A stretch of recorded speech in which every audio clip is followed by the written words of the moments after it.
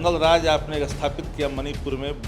बहु बेटियों को जिस तरह से दौड़ा दौड़ा कर करके इज्जत तार तार की गई, बलात्कारी कौन है? 1,70,000 से अधिक परीक्षा नहीं ली गई शिक्षकों की यूपीएससी से, प्रकाशन भी हो गया। अब 2 तारीख को नियुक्ति पत्र बटेगा। देश का सबसे बड़ा राज्य बिहार लाठी और गोली चला कर करके लोगों को दिन दहाड़े बलि की बेदी पे चढ़ा देते हो। भाजपा शासित राज्यों में लठायत कौन है? लंपटों की जमात है भारतीय जनता पार्टी का। जो नव प्रत्यारोपण हुआ है भाजपा के अंदर में, एक लंपट की जमात। माइक्रोस्कोप लगा करके पार्टियां सवाल कर रही हैं यहाँ पर। विपक्षी पर तो अगर अज्ञानी रहे तो उसका सवाल का क्या जवाब दीजिएगा?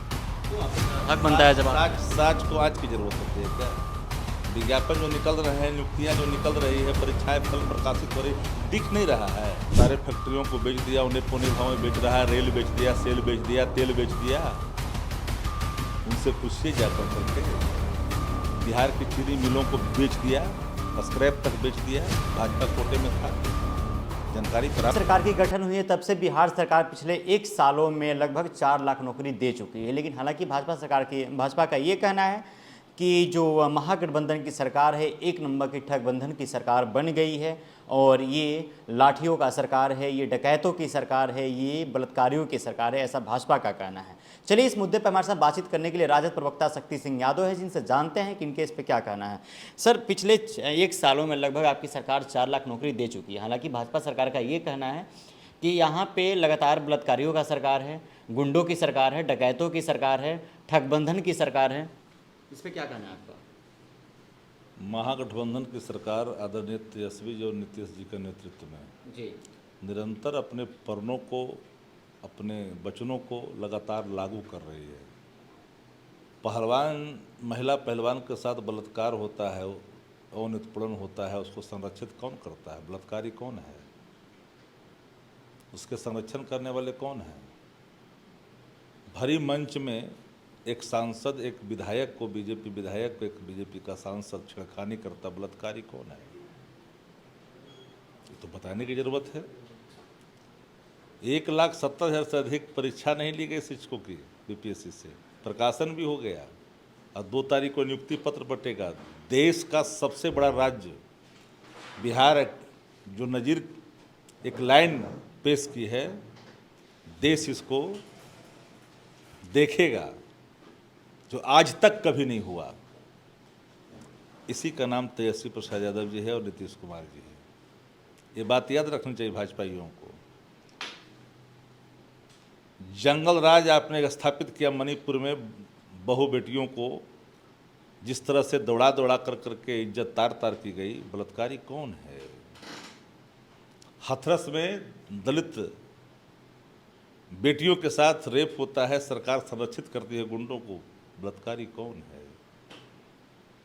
लाठी और गोली चला कर करके लोगों को दिन दहाड़े बलि की बेदी पे चढ़ा देते हो। भाजपा शासित राज्यों में लठायत कौन है?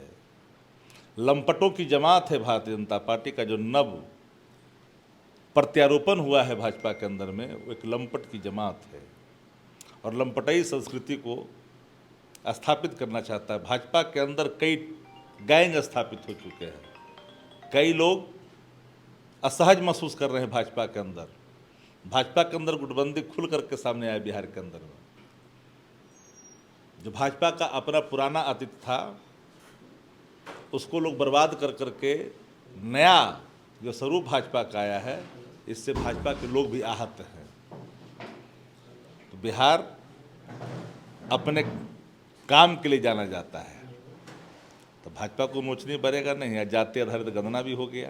अच्छा, आप क्या बताएंगे पिछले 1 सालों में 4 लाख नौकरी आप लोग किन किन क्षेत्रों में दिए हैं? जाकर के आरटीआई लगा लेनी चाहिए। सारा नियुक्ति बंट रहा है, सारा विज्ञापन हो रहा है, जाके पता करना चाहिए। पत्रकारिता आप लोग करते, जानकारी नहीं है। अब खोजिए, जो हम कह रहे हैं गलत है तो खोजिए जा कर करके। माइक्रोस्कोप लगा करके विपक्षी पार्टियां सवाल कर रही हैं यहाँ पे। विपक्षी पर तो अगर अज्ञानी रहे तो उसका सवाल का क्या जवाब दीजिएगा? क्यों आपका हक बनता है जवाब? साच को आज की जरूरत होती है क्या? विज्ञापन जो निकल रहे हैं, नियुक्तियां जो निकल रही है, परीक्षाएं फल प्रकाशित हो रही, दिख नहीं रहा है। नियुक्ति पत्र बांटे गए, पता नहीं चल रहा है। 17 साल में किया क्या था भाजपा, और 9 साल में केंद्र में क्या किया, 10 साल में?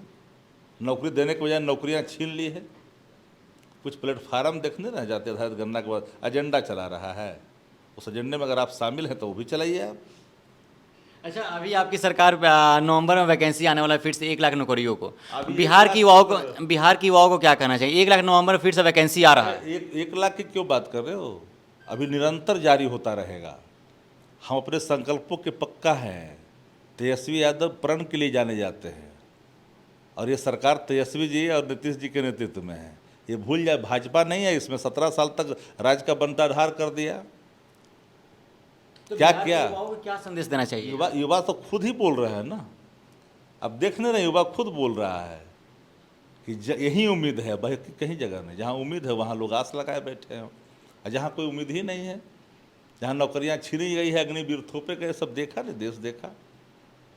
अच्छा ठीक है, आप लोग शिक्षा के क्षेत्र में काम कर रहे हैं, स्कूल कॉलेज में सब में सुधार आया है, शिक्षकों की भर्ती हो रही है। हालांकि बिहार में जो फैक्ट्री बंद पड़ी हुई, मढ़ौरा का चीनी मिल ले लीजिए और कई सारी चीनी मिल बंद पड़ी हुई, उसको कब तक चालू करवाएंगे आप लोग? पूछिए भारत सरकार को ना। सारे फैक्ट्रियों को बेच दिया, उन्हें पौने भाव में बेच रहा है। रेल बेच दिया, सेल बेच दिया, तेल बेच दिया। उनसे पूछिए जा करके। बिहार की चीनी मिलों को बेच दिया, स्क्रैप तक बेच दिया, भाजपा कोटे में था। जानकारी प्राप्त कर लेनी चाहिए आप लोग। चीनी मिल तो चालू है, जहाँ जहाँ चालू है, बाकी जगह काम हो रहे हैं।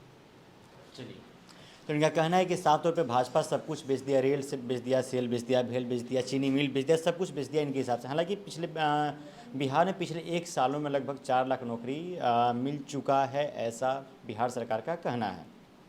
और अभी नवंबर में 1 लाख वैकेंसी फिर से आने वाली है, जिसमें से बिहार के युवाओं के लिए बहुत बड़ी खुशखबरी है और उनके लिए सुनहरा एक मौका है। चलिए, बहरहाल इस खबर में इतना ही। मेरा नाम आदित्य, आप तो पंचायत देख रहे थे। चैनल पर नए हो तो सब्सक्राइब कीजिएगा, वीडियो को शेयर कीजिएगा और अपनी प्रतिक्रिया जरूर बताइएगा। बहुत बहुत शुक्रिया।